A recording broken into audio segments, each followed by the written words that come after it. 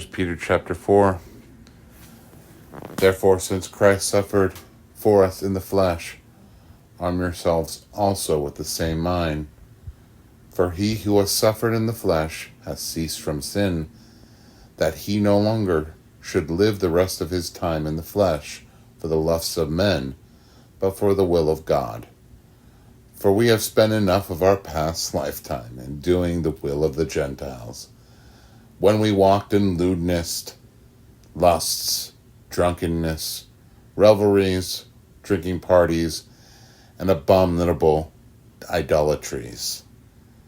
In regard to these, they think it strange that you do not run with them in the same flood of dissipation, speaking evil of you.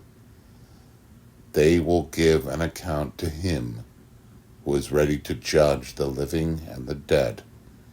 For this reason, the gospel was preached also to those who are dead, that they might be judged according to the men in the flesh, but live according to God in the Spirit. But the end of all things is at hand. Therefore be serious and watchful in your prayers. Above all things, have fervent love for one another, for love will cover a multitude of sins. Be hospitable to one another without grumbling.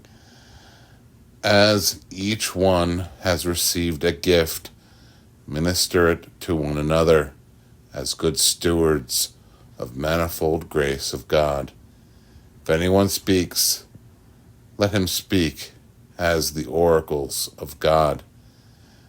If anyone ministers, let him do it as with the ability which God supplies, that in all things God may be glorified through Jesus Christ, to whom belong the glory and dominion forever and ever.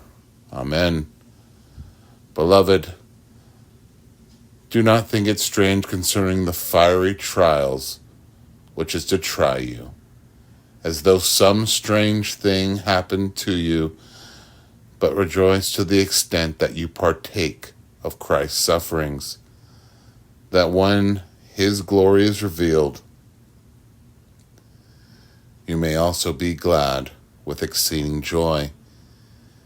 If you are reproached for the name of Christ, blessed are you, for the Spirit of glory and God rest upon you. On their part he is blasphemed, but on your part he is glorified.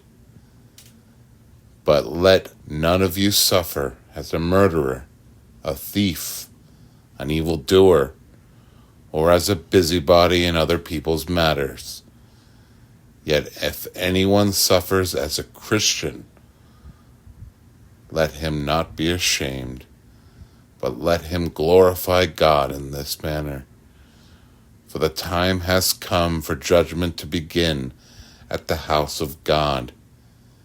And if it begins with us first, what will be the end of those who do not obey the gospel of God?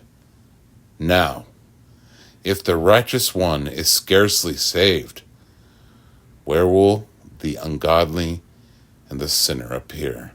Therefore, let those who suffer according to the will of God commit their souls to him, in doing so as to a faithful Creator.